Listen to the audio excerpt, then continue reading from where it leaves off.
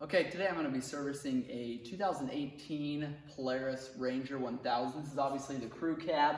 We pulled this machine in. You can see from a couple of other videos, we've got a drive shaft that's out on it. We've got U-joints that are destroyed, a middle bearing that's bad, but we're going to go ahead and service this while it's up on our makeshift lift here. It works really well. Or actually, we pulled it out here because our ceiling in the regular shop is a little bit shorter. Wouldn't allow us to get all the way up there with the garage doors and stuff like that. So we've got this on the steel sawhorses here. I wouldn't recommend doing this with anything but some heavy duty steel sawhorses. I'm gonna walk around, I'm gonna show you a couple things. I'm gonna do an overview of the entire crew cab Ranger 1000. I'm gonna be going through the instrument panel, what to do for services, the oils that I like to use. Then we're gonna go ahead and service these U-joints as well and replace those. And we've got, like I said, our middle bearing that sits underneath this area here. We're gonna replace that too. So stick with us. We've got a couple of videos we're gonna do on this machine. I hope you find it helpful. Okay, we're gonna start off this service video up front here. This is the left-hand side. We've got our tie rods here. They are adjustable. There's a nut on the outside there. You take and loosen that lock nut, and then you've got a rod there that you can tighten or loosen depending on the angle you want your tire. You also have your front shock here. All four of these shocks are fully adjustable, and you do that with a spanner wrench. Check our videos out on how to do that. We have got your master cylinder reservoir here, just above your front tire. We've got your axle here. This is a CV shaft. Some people call them a half shaft. CV joints, CV axle. There's about 15 different names for them, but they all mean the same thing. You've got a boot on either side of this, and I've done several other videos on how to service and replace those boots, how to replace those joints, so make sure you check those out. In the past, Polaris has had some issues with their front CV shafts wearing out in the front end. Make sure you check those videos out on my channel. That's a common problem. They were supposed to have fixed it in the 2018-17 Ranger 1000s. I'm not 100% sure that they have. It's the exact same axles that you use on the older machines. So I'm not confident that they've completely fixed it, but they are supposed to have changed that front differential and that front drivetrain assembly there. Disc front brakes on the front and on the rear, but make sure you check those pads out periodically. I like to do that when I service the four-wheeler. You've got a left hand and then a right hand brake caliper assembly there. Got a front bumper here, and then typically your winches are mounted here in this area. You've got a roller, a lot of times that'll mount up to here. A little bit larger roller than what you would typically use with a ATV or a lot of the other UTVs. You got a tow hook underneath here. It's kind of handy to have that just in case you're ever stuck. It's nice to have that on the bottom side there so you're pulling up, as opposed to up here somewhere where you're going to pull your machine down and make it more stuck. You've got your radiator underneath here. You've got two clips to remove this hood here. It comes on clip there. You've got just a half turn or a quarter turn clip there. You can remove that, and I'll pull that and show you what's underneath there here in a little bit. Obviously, your two headlights there, high-low beam. Those are controlled on the dash there. Going to your right-hand side, you've got VIN number down here. It tells you your year of manufacture. This is actually just a sticker.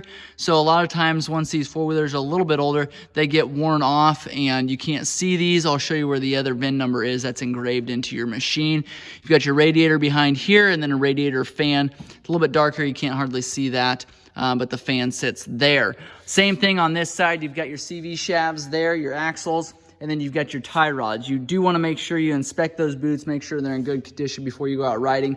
Any kind of water, debris getting in there, or that grease just leaking out can cause some serious axle problems where you're going to have to replace those axles, as opposed to just replacing that boot, which is about a $15 to $25 part. And then you get a good solid quality axle, you're looking at about $150 to $200. And I've done a separate video on those quality axles versus the unbranded Chinese knockoff axles. So make sure you check those out.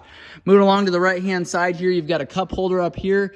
You've got your net that goes across here, a safety net there, hooks into here, and those just mount up with two Torx bolts there.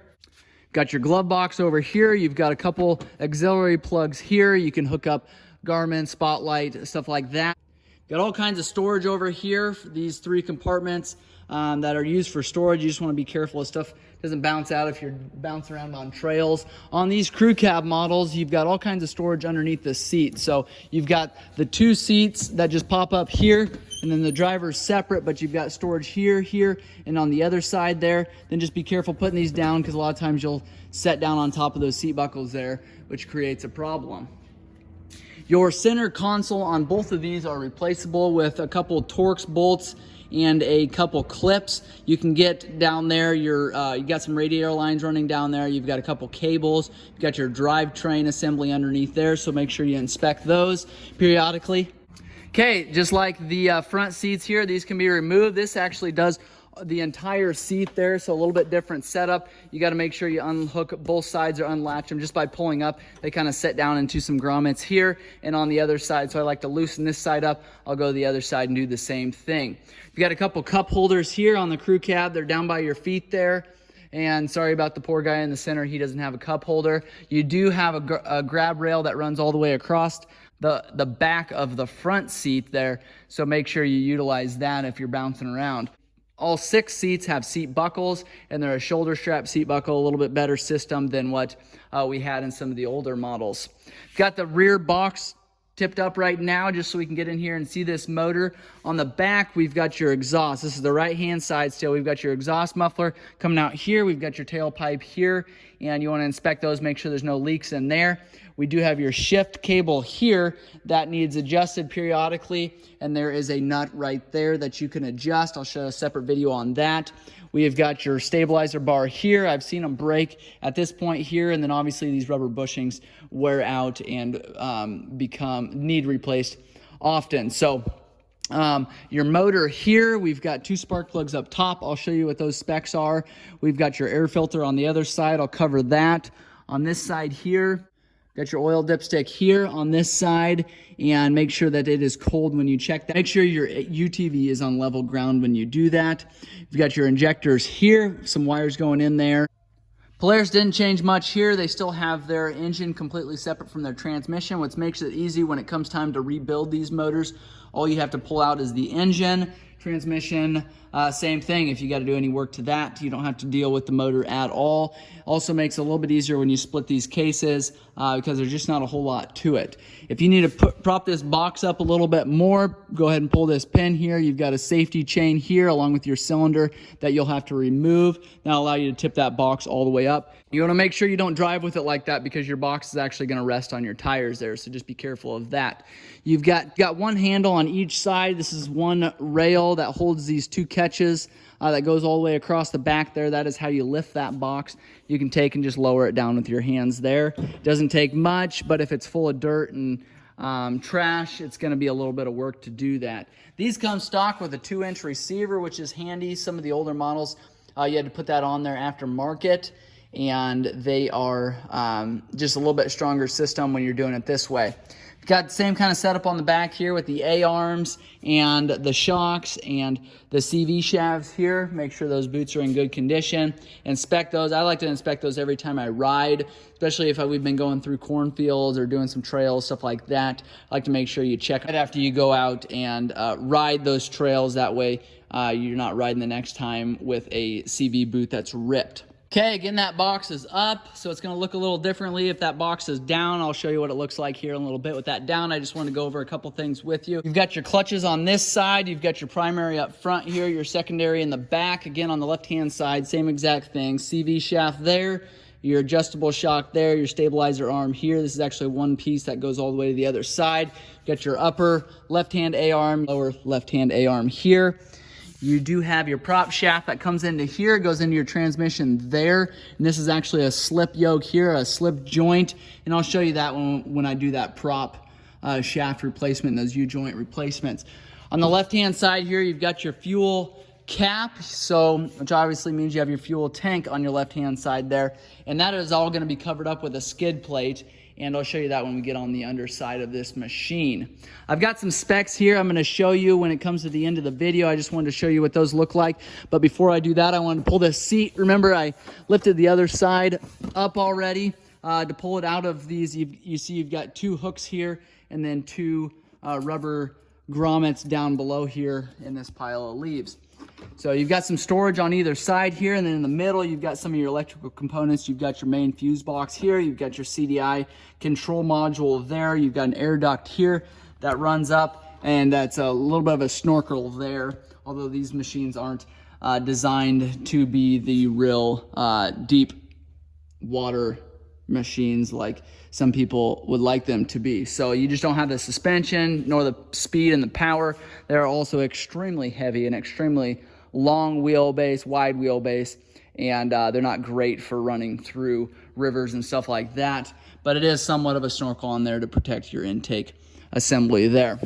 Putting the seat down, then it's all kind of a two-hand job because you've got to hold these seat buckles up while you set that seat down there, so I'm not going to try to finagle that at this time. Again, cup holder on this side here. You've got some obvious things like your brake pedal on the left, your gas pedal on the right. You've got a tilt steering wheel there, so here's your handle. You've got a little cylinder here. You can adjust that steering. You've got your gear shifter up there. You've got high, low, reverse, neutral, park. Those positions there. Park is obviously all the way down. That'll hold your machine from running. You don't have a park brake assembly on this one. Your park setting on your transmission acts as your park brake. You've got a speedometer here that goes all the way up to 120 miles per hour. Don't let that fool you. You're not going to go that fast. You've got here on this model your high and low beam lights here, and obviously to shut them completely off, you've got your just regular one-wheel drive setup. You've got your two-wheel back drive, and you've got your all-wheel drive up top here. On this model, you have your different modes here. You've got a work mode, a standard mode, and a performance mode. So that's just a difference in speed and power and how this machine is handling. You can switch it between those modes there. I showed you the other side, but you've got your driver's seat here. Again, another storage box. This one's a little bit deeper than those other ones there. You got I would say a good 18 inches of storage underneath of there. Okay, this is the Polaris Ranger 1000 XP. This is the crew cab, and I've done an overview on this machine. I've also done how to service this machine. If you've got questions or comments, make sure and leave those below. If this video has been helpful, please subscribe to our channel. Share this video so others can be helped out as well. If you've got videos you'd like me to make on this machine, make sure you comment those below. I like to go through and service machines and show you how to do separate videos.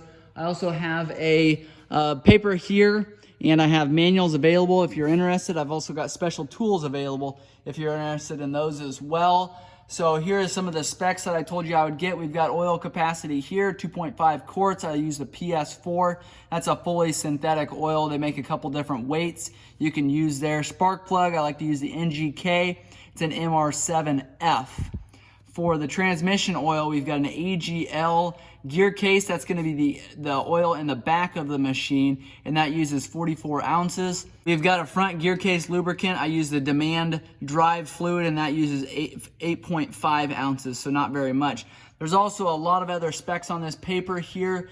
I've got the entire manual. I can get you those specs if you need those, but take note of some of these specs here I'm showing you. That way you have those available. Also, if you want some substitutes for oil, if you don't have the Polaris brand, make sure you leave those in the comments below. Some oils that you guys like to use, you can leave those in the comments below too. That way it helps other guys out when it comes to service their machines, just in case they maybe don't have a Polaris dealership close by, or if they are anti-Polaris oil. So check those comments out, read through there, make sure you comment on other people's.